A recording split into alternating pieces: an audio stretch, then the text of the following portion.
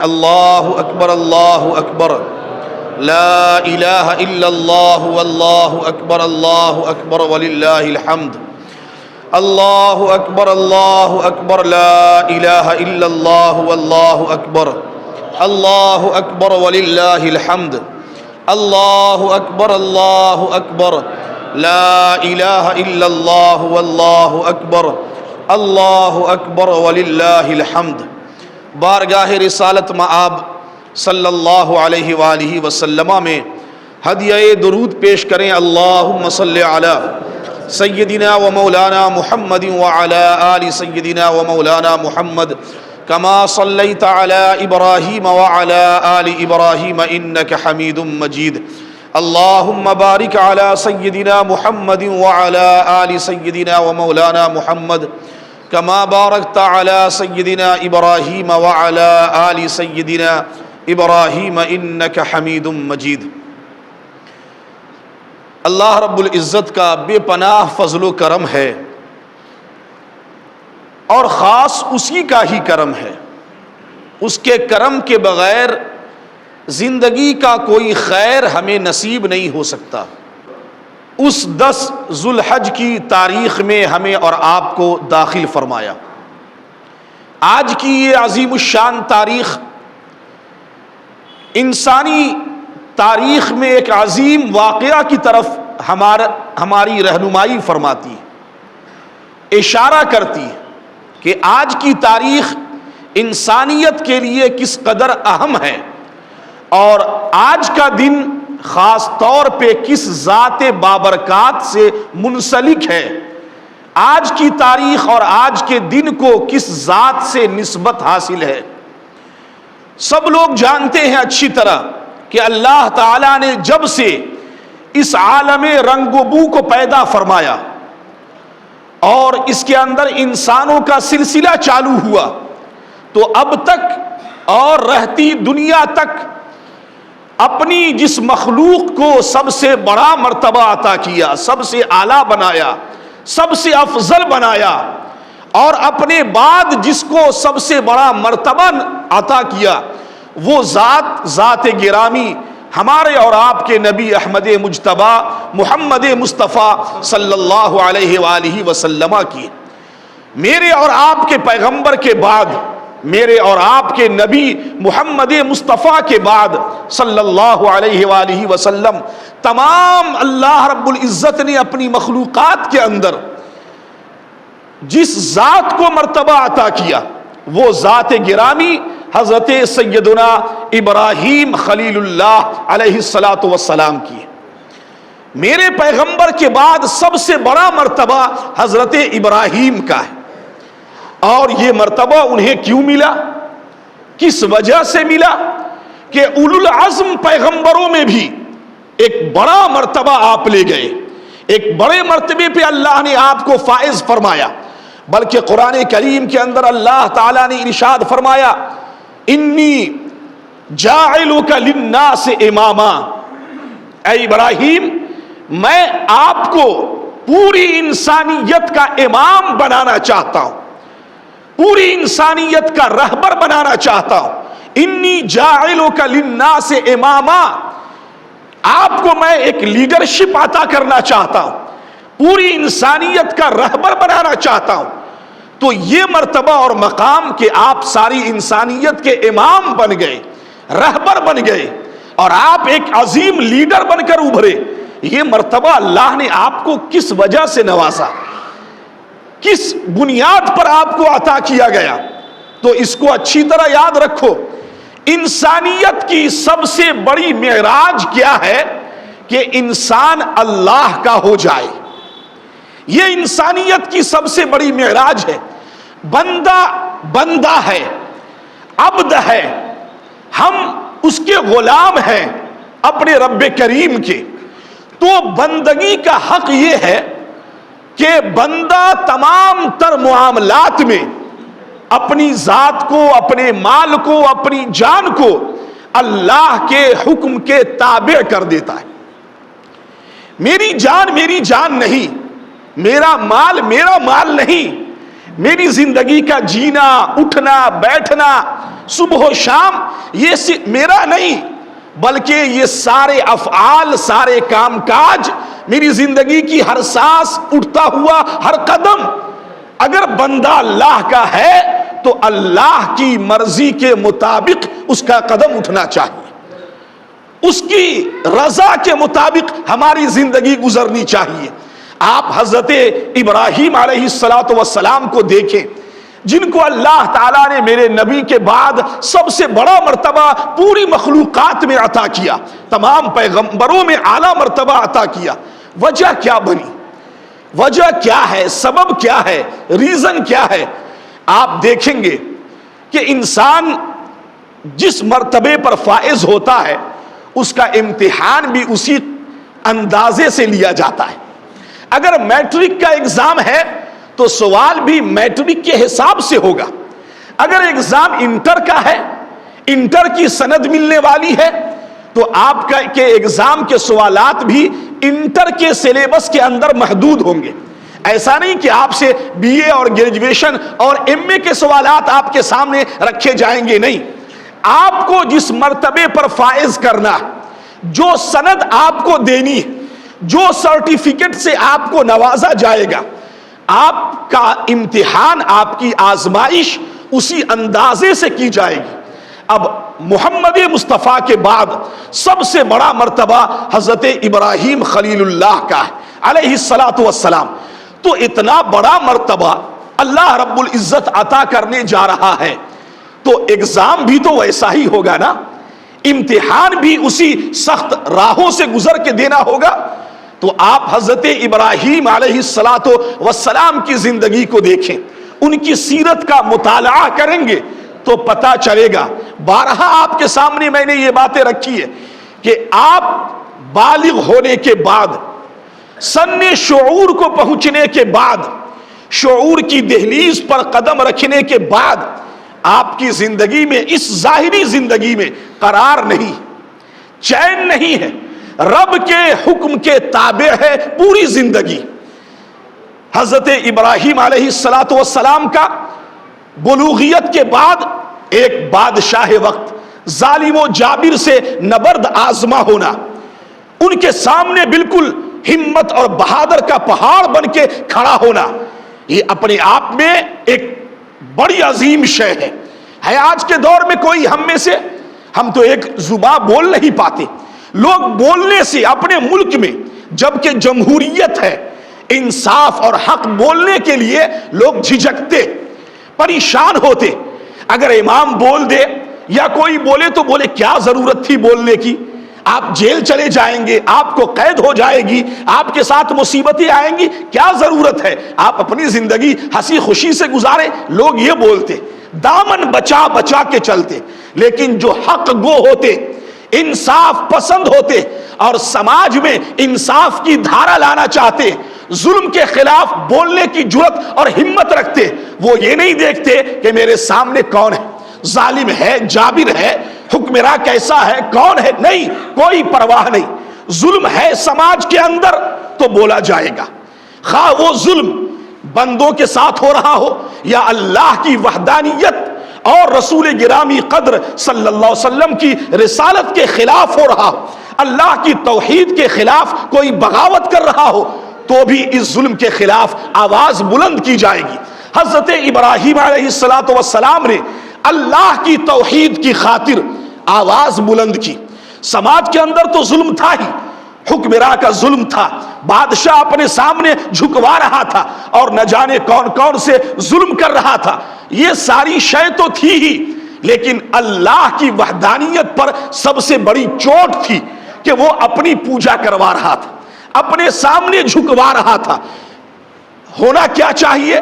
بندے کا سر، بندے کا یہ عظیم سر صرف اور صرف اللہ کے سامنے جھکتا ہے، اللہ کی بارگاہ میں جھکے گا، اور اللہ کے سوا کسی کے سامنے انسان کا سر جھک نہیں سکتا۔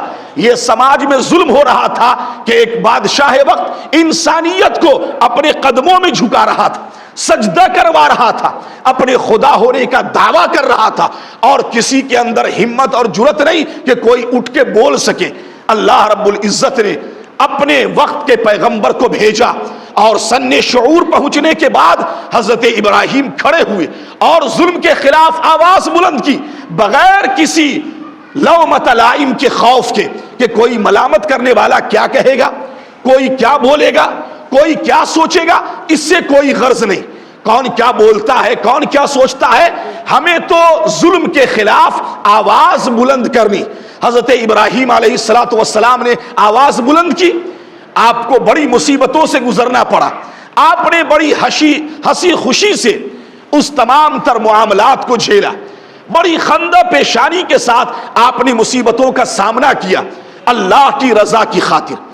پھر یہ معاملے چلتے رہے، حالات بدلتے رہے، زمانے گزرتے گئے، یہاں تک کہ وقت آیا کہ وہ بیٹا جس کو نہ جانے کتنی منتوں سماجتوں کے بعد اللہ رب العزت سے 83 یا 84 برس کی عمر میں پایا تھا، وہ بیٹا 83 84 برس کی عمر میں حضرت ابراہیم نے اللہ سے ایک بیٹا لیا۔ قرآن کریم نے کہا فبشرناہ بغلام حلیم، ہم نے ایک بردبار بچے، خاکسار بچے، ایک نیک صالح بچے کی خوشخبری ہم نے ابراہیم کو عطا کی، ہم نے ابراہیم کو دی کہ ہم تمہیں ایک خاکسار بردبار ایک صالح اور نیک بیٹا ہم تمہیں دینے جا رہے ہیں۔ چلو صاحب بچہ مل گیا۔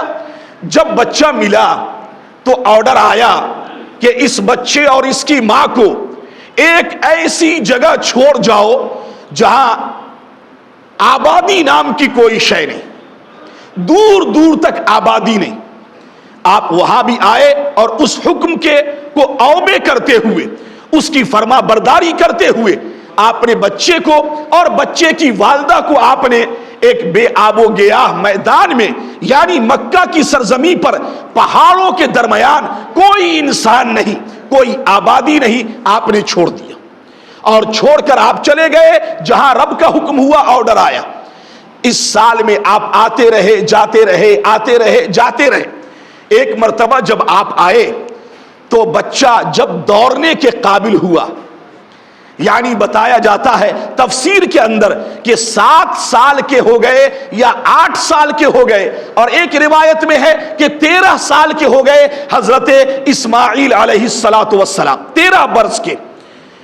لیکن اکثر جو روایت ہے وہ یہ کہ حضرت اسماعیل علیہ السلام کی عمر مبارک 7 برس تھی، اور آپ دوڑ رہے، باپ نے دیکھا میرا بیٹا دوڑ رہا ہے، کبھی ادھر کبھی ادھر، تو اور بار آتے تو آتے چلے جاتے، کئی بار تو آپ گھوڑے پہ سوار ہو کر آئے تو اترے بھی نہیں، آئے بچے کی ماں کو دیکھا، بچے کو دیکھا اور چلے گئے، گھوڑے سے اترے بھی نہیں۔ لیکن اس بار آئے اور بچے کا دوڑنا دیکھا تو محبت جوش مارنے لگی، آپ ٹھہر گئے، کچھ دن آپ رک گئے۔ آپ رکے کیا تھے کہ ایک بڑی آزمائش سامنے کھڑی تھی، ایک بڑا امتحان سامنے کھڑا تھا۔ اللہ رب العزت نے حضرت ابراہیم کو خواب دکھایا، خواب میں یہ حکم آیا، آرڈر آیا، اور آپ خواب دیکھتے ہیں کہ میں اپنے بچے کی قربانی کر رہا ہوں۔ کوئی ہم سے کہہ رہا ہے خواب کے اندر کہ اپنے محبوب شے کی قربانی میری راہ میں پیش کرو۔ صبح ہوئی، حضرت ابراہیم نے آنکھیں کھولی تو آپ نے 100 اونٹ قربان کر دیے اللہ رب العزت کی راہ میں۔ دوسری رات سوئے تو پھر دیکھا کہ صاحب پھر کوئی کہنے والا کہہ رہا ہے کہ اپنی محبوب شے میری راہ میں قربان کرو۔ پھر صبح ہوئی، پھر اگلی رات یعنی تیسری رات آئی، پھر آپ نے خواب دیکھا اور یہ دیکھا کہ میں اپنے بیٹے کی گردن پہ چھری پھیر رہا ہوں۔ صبح ہوئی تو آپ سمجھ گئے کہ میرا رب کریم، میرا اللہ جو میری زبان میں قوت گویائی دے رکھی ہے، جس نے کانوں میں سماعت کی طاقت دے رکھی اور جس کے کرم سے ہم جی رہے ہیں، ہم بول رہے ہیں، چل رہے ہیں، پھر رہے، اس رب نے مجھ سے میری اولاد کی قربانی مانگی۔ آپ نے واقعہ سنا ہوگا، اپنی اہلیہ سے کہا، حضرت ہاجرہ سے سلام اللہ علیہا، کہ بچے کو نہلا دو، قربانی کے لیے ہمیں جانا ہے ایک میدان میں۔ بچے نہلائے گئے اور پھر آپ نے سامان لیے اور وادی مینا کی طرف نکل گئے۔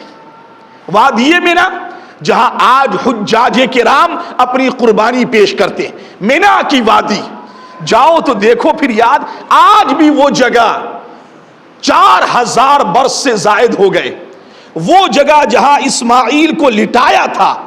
کیا اسلام کی خوبصورتی ہے! اے لوگوں، اپنی قسمت پہ ناز کرو کہ اللہ تعالیٰ نے ہمیں مذہب مہذب یعنی دین اسلام کی دولت عطا فرمائی۔ آپ کی زندگی میں یعنی آپ کے دین میں، دین اسلام میں جو کچھ واقعہ ہے آپ کو ملے گا، وہ ایسا نہیں کہ اندھ بھکتی ہے، کوئی ایسی شے ہے نہیں، بلکہ ایک ایک واقعہ تاریخ کے ریکارڈ پہ موجود ہے، اور سلسلہ بسلسلہ ہم تک اور آپ تک وہ واقعہ پہنچ رہا ہے۔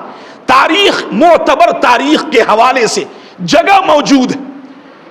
آپ اندازہ لگائیں، اس 4500 5000 برس ہو گئے اس واقعہ کو، میدان عرفات، وادی مینا، مزدلفہ، وہ کعبہ شریف کی جگہ، حدود حرم، یہ ساری چیزیں کتنے ہزار برس گزر گئے، شہروں کے شہر آباد ہوئے، اجڑ گئے، کسی شے کا سمبول باقی نہیں، بڑی بڑی چیزوں کا آئے اور چلے گئے، لیکن واہ رے وہ شے جس کو اللہ کے نیکوں سے نسبت، صفا اور مروہ، کیا مٹ گئے؟ نہیں، وہ اللہ کی نشانی، اللہ نے قرآن میں ذکر کیا۔ آپ غور تو کریں، اتنے سال ہونے کے بعد جبکہ شہر کے شہر اجڑ جاتے، آبادیاں ختم ہو جاتی، شہر اتھل پھتل ہو جاتے، لیکن اللہ تعالیٰ نے عرفات کا میدان ہو، مینا کی وادی ہو، صفا مروہ کی پہاڑی ہو، حدود حرم ہو، اس تمام کو اللہ نے باقی رکھا کہ نہیں رکھا؟ مزدلفہ ہے کہ نہیں ہے؟ میدان عرفات ہے کہ نہیں ہے؟ کیا وہ ہٹ گیا؟ کیا مینا کی وادی تباہ و برباد ہو گئی؟ نہیں، اللہ تعالیٰ نے ایک ایک شے کو، ایک ایک جگہ کو تاریخ آن ریکارڈ موجود رکھا ہے، تاریخ کے حوالے پر موجود رکھا ہے۔ کوئی ایسا نہیں کہ واقعہ ہے، پتہ نہیں کوئی اندھ بھکتی ہے، ہوگی، نہیں، یہ خوبصورتی صرف اور صرف مذہب مہذب یعنی دین اسلام کی، کہ ایک ایک واقعہ ہماری زندگی کا، یہ جو آپ نماز پڑھ رہے ہیں اس کا ایک پس منظر ہے، ایک بیک گراؤنڈ ہے تاریخ کے حوالے، 5 وقتہ نماز پڑھتے ہیں اس کا ایک بیک گراؤنڈ ہے، آپ کی قربانی ہے اس کا ایک بیک گراؤنڈ ہے، رمضان کا روزہ ہے اس کا ایک بیک گراؤنڈ ہے، صفا اور مروہ پہ دوڑنا ہے، سعی کرنی ہے، اس کا ایک پس منظر ہے، عرفات کے میدان میں حجاج کو ٹھہرنا ہے، تاریخ کے حوالے موجود ہے، طواف کرنا ہے، تاریخ آن ریکارڈ موجود ہے۔ یعنی ہر شے جو اسلام کے اندر ہے، اس کی خوبصورتی یہ ہے کہ اگر کوئی دیکھنے والا، پڑھنے والا، عقل سلیم رکھنے والا اگر حق کی نگاہ سے دیکھے گا تو اسلام کی ایک ایک بات تاریخ کے معتبر حوالے پر اسے منطبق ہوتی ہوئی نظر آئے گی۔ ایسا نہیں کہ کوئی ایسا واقعہ کہا لے کر چلے وادی مینا میں اور اپنے بچے سے وہاں جا کر کہا، راستے میں شیطان نے بھٹکایا۔ شیطان تو انسان کا بڑا دشمن ہے نا، ان الشیطان للانسان عدو مبین، انسان کا تو کھلا دشمن ہے شیطان، لیکن انسان کیا جانے، وہ نہیں جانتا۔ ہمارے یہاں آج دیکھیں عید کی نماز ہے، قربانی، بہت ساری جگہوں پہ 4:45 میں جماعت سورج نکلنے کے 20 منٹ کے بعد سے وقت شروع ہے، کوئی قباحت نہیں، نماز کوئی بھی پڑھے، لیکن کچھ لوگ 4:45 ہی میں پڑھ لیں، ٹھیک ہے، اچھی بات، 6:30 میں پڑھ لیں، ہم 7:15 میں پڑھیں، کوئی 8:15 میں، بحث اس سے نہیں ہے۔ بحث یہ ہے کہ آپ کو ایک دن اگر اٹھنا ہے تو آپ سویرے اٹھ گئے، آپ نے نماز بھی ادا کی، قربانی بھی کیا، لیکن اور دن یا اسی دن کی فجر کی نماز میں کتنے لوگ حاضر ہوتے اور حاضر تھے؟ انصاف سے بتاؤ، یہ خواہش نہیں ہے تو کیا ہے؟ یہ میری جو خواہش ہے، میری چاہت خدا بن کے بیٹھی۔ فجر کی نماز میں آدھے صف لوگ تھے، آدھے صف، اور یہاں دیکھیے ابھی قربانی ہونی، یہ کیا ہے؟ فجر کی نماز میں آپ کہاں تھے؟ آج کے دن بھی کہاں سوئے تھے آپ؟ جبکہ قرآن نے کیا آرڈر دیا اپنے پیغمبر کو، یعنی محمد مصطفیٰ صلی اللہ علیہ وآلہ وسلم کو کیا آرڈر دیا؟ اِنَّا أَعْطَيْنَاكَ الْكَوْثَرَ فَصَلِّ لِرَبِّكَ وَانْحَرْ۔ اے نبی، ہم نے آپ کو ہر حوالے سے خیر کثیر سے نوازا۔ اِنَّا أَعْطَيْنَاكَ الْكَوْثَرَ فَصَلِّ لِرَبِّكَ، پہلے اپنے رب کی نماز پڑھیے، وانحر، پھر قربانی کیجیے۔ پہلے نماز ہے پھر قربانی۔ فجر کی نماز ہے، یہاں پہ کتنے لوگ ہوں گے جن کے ذمے آج کی فجر کی نماز ہوگی کہ نہیں ہوگی؟ کوئی اس میں قباحت نہیں۔ آپ سوچیں، غور کریں، وہ فرض ہے، قربانی واجب ہے، قربانی کا درجہ کم ہے، فرض کا درجہ بڑا ہے، وہ میرے ذمے ہے۔ آپ کہاں کھوئے؟ یاد رکھو مسلمانوں، ایک پیغام اچھی طرح، وہ شخص جو نماز کا پابند نہیں ہے، جس کو نماز کی پابندی کی توفیق نہیں ہے، غور و فکر نہیں ہے، نماز کی سوچ نہیں، وہ قربانی کسی طرح بھی کرے، کچھ بھی کرے، بڑے قیمتی سے قیمتی جانور لے آئے، اس کی قربانی قابل قبول نہیں ہے، سوال ہی پیدا نہیں ہوتا۔ نماز کی فکر نہ کرے اور قربانی کے پیچھے بھاگے، جبکہ آرڈر پہلے فَصَلِّ لِرَبِّكَ، پہلے اپنے رب کی نماز کے پابند بنیے، وَانْحَرْ، اور پھر قربانی کیجیے۔ نہیں، لیکن یہاں ایک معنی تو اس کا یہ ہوتا ہے، مفسرین نے بیان فرمایا کہ پہلے عید الاضحیٰ کی نماز پڑھ لو پھر قربانی کرو، یعنی اس نماز سے پہلے کوئی قربانی کرے تو اس کی قربانی نہیں۔ جیسا صحابہ کی زندگی میں ایک واقعہ ایسا ہوا کہ ایک صحابہ نے نماز عید سے پہلے قربانی کر دی، تو آقا نے فرمایا یہ قربانی نہیں، یہ صرف گوشت ہے، تم کھا لو، کوئی اجر و ثواب نہیں۔ ایک معنی تو یہ ہے، لیکن ایک معنی جو عاشق بیان کرتے وہ یہ کہ ہر وہ شخص جو قربانی دینا چاہتا ہے، ہر بال کے بدلے نیکی لینا چاہتا ہے، ایک قطرہ خون زمین پر گرا نہیں کہ بندہ بخش دیا گیا، اگر یہ مرتبہ چاہیے تو تمہیں نماز کا پابند ہونا چاہیے، نماز کی فکر دماغ میں ہونی چاہیے۔ نماز نہیں، اللہ کی بارگاہ میں جھکنا نہیں، 5 وقتہ نماز ہے بس یوں ہی گزار دیا وقت، کوئی مجبوری نہیں، کوئی عذر نہیں، کوئی پرابلم نہیں، گھروں میں بیٹھے، چوراہوں پہ بیٹھے، وقت گزر گیا، لیکن جب قربانی ہے تو نہا دھو کے تیار ہے۔ نہیں، اسلام یہ کہتا ہے پہلے آپ نماز کے پابند ہوئیے، نماز کی فکر کیجئے، نماز کے بارے میں سوچئے۔ یہ ایک سجدہ جسے تو گراں سمجھتا ہے، بوجھ سمجھتا ہے، 1000 سجدوں سے دیتا ہے آدمی کو نجات۔ انسان کو ہزاروں جگہ جھکنے سے اللہ کی بارگاہ میں جھکنا بچا لیتا ہے۔ حضرت ابراہیم نے، باپ نے اپنے بیٹے کو لٹانا چاہا تو شیطان نے منع کیا، پہلے ماں کے پاس پہنچا، پھر بیٹے کے پاس پہنچا، پھر باپ کے پاس پہنچا، لاسٹ میں وہ کھلا دشمن ہے۔ حضرت ابراہیم نے کنکری اٹھا کر ماری، 3 جگہ ماری، 3 مقام پہ ماری، جب ایک جگہ مارا کنکری ماری وہاں سے بھاگا، دوسری جگہ ماری، پھر تیسری جگہ۔ حجاج آج بھی کنکری مارتے ہیں، تفسیر کے اندر آتا ہے کہ وہ حجاج جو کنکری مارتے ہیں اور جن کا حج قبول ہو جاتا تو اللہ تعالیٰ اس حاجی کی کنکری کو فرشتوں کے ذریعے آسماں پہ اٹھا لیتا ہے۔ کل قیامت کے دن میزان میں، ترازو میں وہ کنکری رکھی جائے گی۔ کس حاجی کی کنکری؟ جس حاجی کا حج قبول ہو جائے۔ آپ دیکھیں نا، اتنی کنکری پڑتی ہے، 7 کنکری، آدمی کی تعداد سے کئی گنا زیادہ، لیکن کیا کنکری کا کوئی پہاڑ نظر آتا وہاں پہ؟ اتنی کنکری لوگ پھینکتے ہیں تو پہاڑ ہونا چاہیے نہیں۔ اللہ تعالیٰ جس کا حج قبول کر رہا چن لے رہا ہے، اٹھا لے رہا ہے۔ تو آپ اندازہ لگائیں کہ جب دشمنی میں اور اسے بھگاتے ہوئے کنکری ماری، یہ عمل بھی اللہ تعالیٰ نے نبی کا قبول کر لیا، اور آج حاجی پر کنکری مارنا واجب ہے، اگر نہیں مارے گا تو دم لازم آئے گا، اس کے بدلے فدیہ دینا پڑے گا، دم دینا پڑے گا۔ تو خیر دشمن کو بھگایا، بیٹے کو لٹایا، قربانی کر رہے ہیں۔ اور وہ پورا واقعہ ہے جو بار بار آپ سنتے ہیں، چھری بار بار چل رہی ہے، زبان گردن نہیں کٹ رہی۔ دمبے جنت سے لائے گئے، اسماعیل کو فرشتوں نے تیزی سے ہٹایا، دمبا رکھا، وہ ذبح ہوا۔ ذبح ہونے کے بعد جب حضرت ابراہیم نے پٹی کھولی آنکھ کی کہ شاید بیٹے ہو گئے ذبح، تو دیکھا کہ سامنے دمبا ہے، قریب جبریل امی ہے اور بیٹا بغل میں کھڑا ہے۔ تو جب دیکھا دمبا تو حضرت ابراہیم نے فرمایا وہ تکبیر، یہ دونوں تکبیر حضرت ابراہیم کی ہے، یاد رکھو۔ کون سی تکبیر؟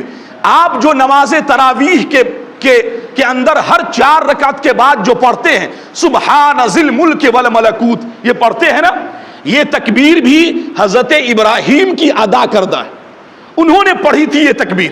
تسبیح تو ہم پڑھتے ہیں رمضان کے اندر، اور یہ جو تکبیر ہم آج پڑھتے ہیں یہ بھی 3 ذات سے ملی ہوئی تکبیر ہے۔ حضرت ابراہیم خلیل اللہ نے فرمایا اللہ اکبر اللہ اکبر، تو حضرت جبریل کھڑے تھے سامنے، انہوں نے کہا لا الہ الا اللہ واللہ اکبر، تو حضرت اسماعیل نے کہا اللہ اکبر وللہ الحمد، ساری بڑائی، کبریائی، اچھائی، خیر، ساری تعریف اللہ رب العزت کے لیے۔ تو ہم جو یہ تکبیر پڑھتے ہیں، یہ تکبیر 3 ذات سے وابستہ ہے۔ پہلے حضرت ابراہیم نے پڑھا ایک جملہ، دوسرا جملہ جبریل امی نے پڑھا، اور تیسرا جملہ حضرت اسماعیل علیہ السلام نے پڑھا۔ یہ اختلاف ہے کہ پہلے کس نے پڑھی، لیکن یہ 3 ذات حضرت جبریل امی ہے، اسماعیل ہے، ابراہیم ہے، ان تینوں کی زبان سے نکلے ہوئے یہ الفاظ ہیں جو ہم اور آپ آج کے دن پڑھتے ہیں۔ اور اللہ تعالیٰ نے اس کو اتنا پسند فرمایا کہ اس شریعت میں 9 تاریخ کی فجر سے لے کر 13 کی عصر تک ہر فرض نماز کے بعد 1 مرتبہ پڑھنا واجب قرار دیا کہ اس تکبیر کو پڑھو، کیونکہ یہ ابراہیم نے پڑھا تھا، ابراہیم کی زبان سے یہ الفاظ نکلے تھے۔ یعنی آپ اندازہ لگائیں کہ حضرت ابراہیم کی ذات کتنی بابرکت، کس قدر اولو العزم ہے کہ اللہ تعالیٰ نے ان کی زبان سے نکلے الفاظ کو سیف کر لیا، بچا لیا، اور قیامت تک آنے والی انسانیت کی زبان پر ان کی زبان سے نکلے ہوئے جملے کو جاری فرما دیا کہ یہ پڑھا جائے گا۔ آپ اس سے اندازہ لگائیں ان کی ذات کس قدر اہمیت کی حامل ہے اللہ رب العزت کی بارگاہ میں۔ قربانی ہوئی، آج اگر اولاد کی قربانی دینی ہوتی تو کیا ہوتا، لیکن اللہ تعالیٰ نے انسانیت کو بچایا، یہ دیکھا۔ اچھا ایک بات یہاں بتا دوں، یہ بات کہاں دیکھا اللہ نے؟ اللہ رب العزت نے کہاں بتائی یہ بات؟ خواب کے اندر۔ ایک سوال پیدا ہوتا ہے، جب وحی آتی ہے، فرشتے لے کر آتے ہیں، جبریل امی آرڈر لے کر آتے، تو یہ بھی آرڈر آنا چاہیے کہ جاؤ ابراہیم سے کہو کہ تیرے رب نے تیرے بیٹے کی قربانی مانگی ہے۔ ایک دم وحی جلی، ایک دم کھلم کھلا وحی، فرشتے لے کر آئے، ایک دم واضح آرڈر۔ یہ خواب میں دکھایا، کیوں؟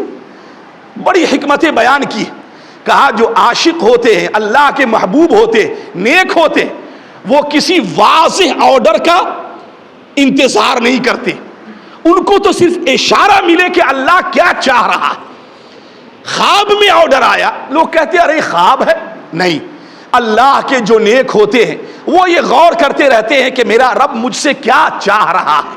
خواب میں آیا، 1-2 بار سش و پنج رہا، تیسری بار میں بالکل واضح، یہ نہیں کہا کہ یہ تو خواب ہے، نہیں، اللہ کا آرڈر ہے، اللہ چاہ رہا ہے، بار بار خواب دکھا رہا ہے۔ پتہ یہ چلا حضرت ابراہیم بتانا یہ چاہتے ہیں کہ اللہ کے نیک بندے کسی واضح آرڈر کا انتظار نہیں کرتے، وہ یہ دیکھتے ہیں کہ رب کی مرضی کیا ہے۔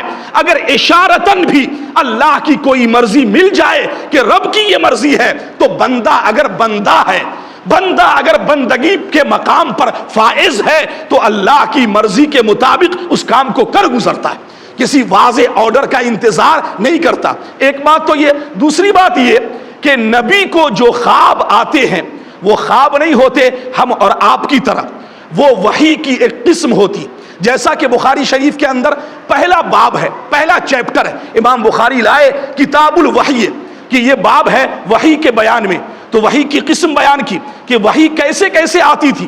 ایک قسم وحی کی یہ تھی کہ میرے اور آپ کے آقا بیٹھے، اچانک ایک گھنٹی کی آواز بجی، ایک دم ٹن ٹناٹن، سمجھ گئے اب وحی آنے والی۔ ایک وحی کی صورت یہ، اب وحی اترنے والی۔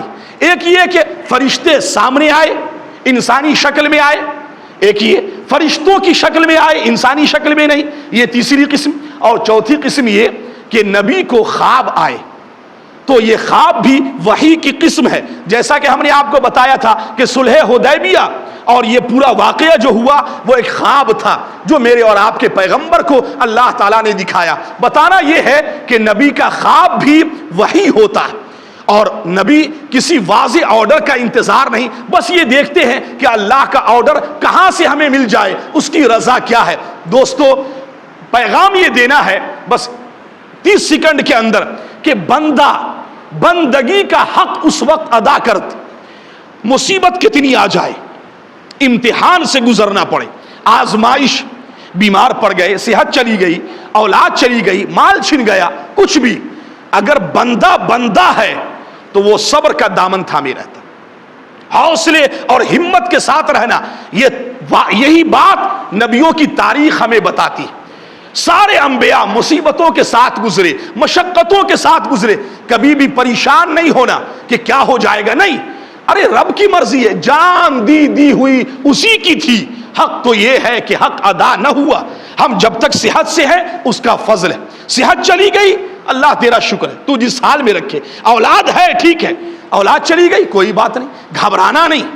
یہ نبیوں کا سبق ہے، نبیوں کی تعلیم ہے کہ اللہ کے بندے جو اللہ کے بندے ہیں وہ کسی بھی مصیبت میں، پریشانی میں، دقت میں، آزمائش میں گھبراتے نہیں، بلکہ استقامت کی دعا کے ساتھ ثابت قدم رہتے، کھڑے رہتے اور اللہ کا شکر بجا لاتے۔ اللہ تعالیٰ آپ کو اور ہمیں اپنی پوری زندگی سچا بندہ بننے کی توفیق عطا فرمائے، اور جو بھی عمل ہم کریں اللہ تعالیٰ اسے قبول مقبول فرمائے۔ خاص طور پہ آج کی جو قربانی جو لوگ کر رہے ہیں خلوص دل سے کیجئے۔ امام قرطبی فرماتے ہیں ارے خلوص کے بارے میں کیا بتائیں، لوگ کچھ بتائیں گے، اخلاص کیا ہے، للہیت کیا ہے، اللہ کے لیے کرنا کیا ہے، بس یہ سمجھو کہ جس بندہ کے دل میں اخلاص آ جائے، خلوص آ جائے، تو پھر بندہ جانے بندے کا خدا جانے، وہ ایک راز ہے، سیکرٹ ہے، وہ ایک راز ہے بس بندے اور اللہ کے درمیان۔ تو قربانی جو کریں گے وہ یہ نہیں کہ صاحب میرے جانور میں اس قدر گوشت آیا، یہ اچھی بات ہے کہ جانور قیمتی ہو، موٹے تگڑے ہوں، خوبصورت ہوں، پسندیدہ ہو، اچھی بات ہے، لیکن اس پر کوئی دکھاوا، ریا نہیں، بلکہ محض اللہ کی رضا کی خاطر اور ثواب کی نیت کر کے، یہ کہ اس جانور کے ذریعے کل قیامت کے دن ہماری بخشش ہوگی، نگاہوں میں آخرت کو رکھ کر اپنی قربانی پیش کریں گے تو یقیناً ہر بال کے بدلے اللہ تعالیٰ آپ کو نیکی عطا فرمائے گا۔ حضور اکرم صلی اللہ علیہ وسلم سے صحابہ کرام نے پوچھا تھا یا رسول اللہ صلی اللہ علیہ وآلہ وسلم یہ قربانی کیا ہے؟ تو میرے آقا نے فرمایا یہ ہم سب کے باپ، خاص طور پہ آقا نے فرمایا یہ میرے باپ حضرت ابراہیم کی سنت ہے، سنت کریمہ ہے، سنت مبارکہ ہے۔ آقا اس قربانی کے بدلے ہمیں اللہ کیا دے گا؟ یہ صحابہ نے پوچھا، سوال کر دیا کیا ملے گا؟ تو آقا نے فرمایا ہر بال کے بدلے اللہ تمہیں نیکی عطا کرے گا۔ اب بال کو تو گنا نہیں جا سکتا نا، انکاؤنٹیبل بال ہے، تو یعنی ثواب جو ملے گا، نیکی ملے گی، یہ بھی انکاؤنٹیبل، آپ گن نہیں سکتے، اس کو کاؤنٹ نہیں کر سکتے، شمار نہیں کر سکتے۔ نبی یہ نہیں بتائے 1 لاکھ نیکی ملے گی، 1 کروڑ نیکی، نہیں، بال کے بدلے، ہر بال کے بدلے، اور بال کو تم گن نہیں سکتے تو گویا یہ جو نیکی ملے گی اس عمل پہ، اس کو بھی تم شمار نہیں کر سکتے، گن نہیں سکتے، بے پناہ نیکی اللہ عطا فرمائے گا۔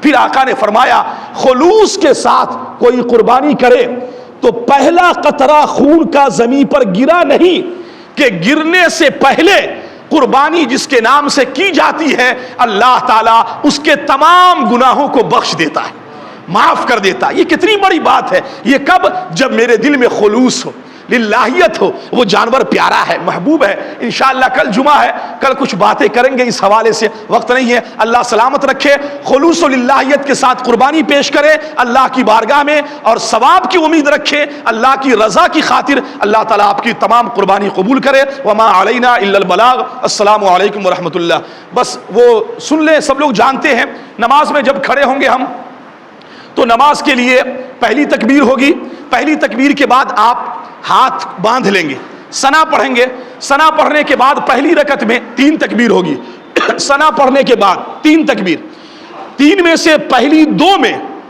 آپ ہاتھ اٹھا کر کے چھوڑ دیں گے، اور تیسری تکبیر میں ہاتھ باندھ لیں گے، قرات ہوگی، رکوع سجدے ہوں گے۔ دوسری رکعت میں جب اٹھیں گے تو امام پہلے قرات کریں گے، قرات کرنے کے بعد 4 تکبیر ہوگی، 4 میں سے جو 3 تکبیر ہوگی ان میں ہاتھ اٹھا کر چھوڑ دیں گے، اور چوتھی تکبیر میں بغیر ہاتھ اٹھائے رکوع میں چلے جائیں گے، دعا ہوگی، پھر خطبہ ہوگا، آپ سماعت کریں گے، انشاءاللہ پھر رخصت ہوں گے۔